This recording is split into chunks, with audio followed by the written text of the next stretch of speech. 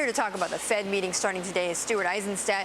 He's a former Deputy Treasury Secretary and also U.S. Undersecretary for Commerce, and he is now a partner at Covington and Burling. Joins us now from our Washington newsroom. Thanks so much. Good to see you again, Stuart. Thank you very much. What do you expect as the Fed officials are going to the meeting today? What is the top of mind for them? Well, I think clearly they're going to keep their foot on the accelerator.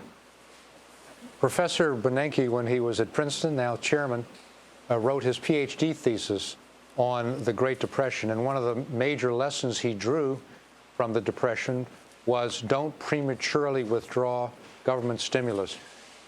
And he doesn't intend to do that now. I think Tim Geithner, the Treasury Secretary, has made the same thing clear. So I think they're going to keep rates low for a very long time until they see that this recovery is self-sustaining. Right now, it's heavily propped up by federal government stimulus and by the Fed's own purchase of $1.5 trillion in assets.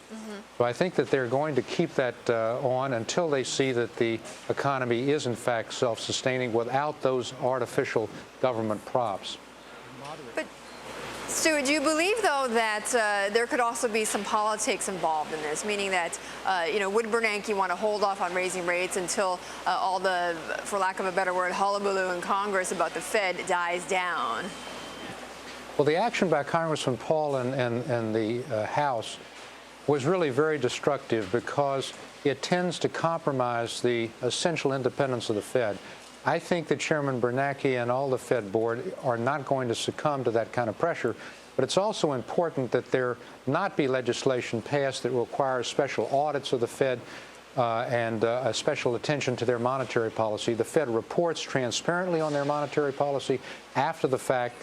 They should not be subject to political pressure, and I don't think that Bernanke is going to allow himself to do so. He is looking at the economics. The economics are that the economy remains very fragile. We have yet to have 1 quarter of actual job growth. It's a bit like a child trying to ride a bike and the parent holding on. At some point, the parent has to let go, but they're not ready for that yet. This economy still needs very low interest rates. So, Stuart, you sound as if you're saying that you're fully confident that Bernanke will time it correctly, that he's not going to wait too long to raise the rates then. That's right. I think he realizes that there will come a time, and in fact, the head of the European Central Bank, Trichet, is already signaling that he will raise rates in Europe. It's not the time to do so here. We still have a fragile economy. Inflationary pressures are still very low. But he also realizes there's an inflection point. There's some point at which growth is going to resume, job growth is going to start coming back, and there will be consequent inflationary pressures. We're not there yet. But that's what he gets paid for. It's making that judgment, and he's going to make it, I'm sure, without political pressure and make it for what's best for the economy. We're not at that inflection point yet. Okay. Certainly after a quarter or two, we may be. Stuart, very quickly, speaking about political pressure, you were at the Treasury. Given the fact that banks have now almost all repaid their TARP funds, what is your view on how much political influence the government has now on these banks? Well, I've worked in the White House before, both with President Johnson and President Carter. The bully pulpit, even though the banks have repaid all their loans, remains a very powerful force.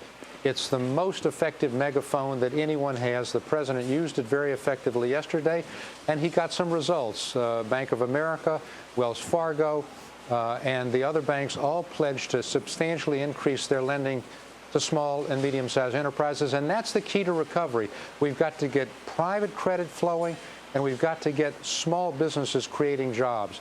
And I think that this was effective. At the same time, the banks do have an issue, and that is, number one, in a recession, lending is always down. Number two, there are cautions that they have to put in because they've been criticized for an orgy of lending. Number three, they have to rebuild their capital base. But having said that, I think the president effectively made the case and that they will increase their lending.